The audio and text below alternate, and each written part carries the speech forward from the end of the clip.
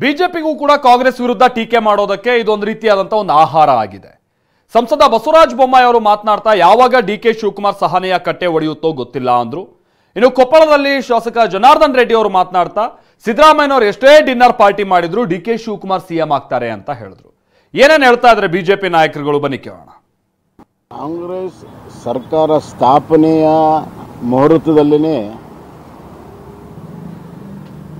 ಈ ಥರದ ಅಭದ್ರತೆಯ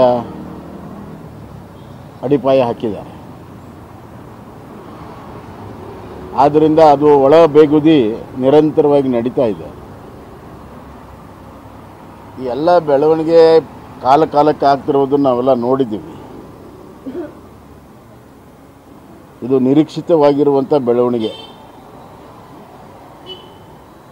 ಇದರಲ್ಲಿ ಬಹಳ ಮುಖ್ಯವಾಗಿರುವಂಥ ಅಂಶ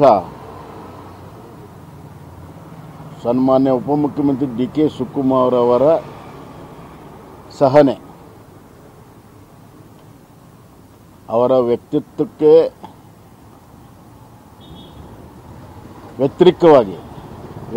ವ್ಯತಿರಿಕ್ತವಾಗಿ ಅವರ ಸಹನೆಯನ್ನು ಇದರಲ್ಲಿ ತಾಳ್ತಾ ಇದ್ದಾರೆ. ಅದು ಬಹುತೇಕವಾಗಿ ಅವರ ಒಂದು ಮುತ್ಸದ್ದಿತನ ಇರಬಹುದು ಅಥವಾ ಹೈಕಮಾಂಡಿನ ಸೂಚನೆಯೂ ಕೂಡ ಅದರಲ್ಲಿ ಇರಬಹುದು ಅಂತ ನಾನು ಭಾವಿಸ್ತೇನೆ.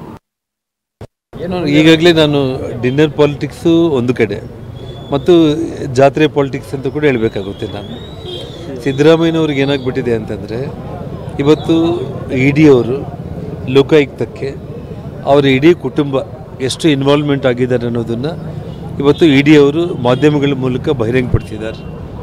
ಮುಖ್ಯಮಂತ್ರಿಗಳು ಆ ಗಾಬರಿಯಲ್ಲಿದ್ದಾರೆ. ಜೊತೆಗೆ ಅವರೇನು ಇ ಡಿ ತನಿಖೆಯಿಂದನೂ ತಪ್ಪಿಸ್ಕೋಬೇಕು, ಮುಖ್ಯಮಂತ್ರಿ ಸ್ಥಾನನ ಉಳಿಸ್ಕೋಬೇಕು.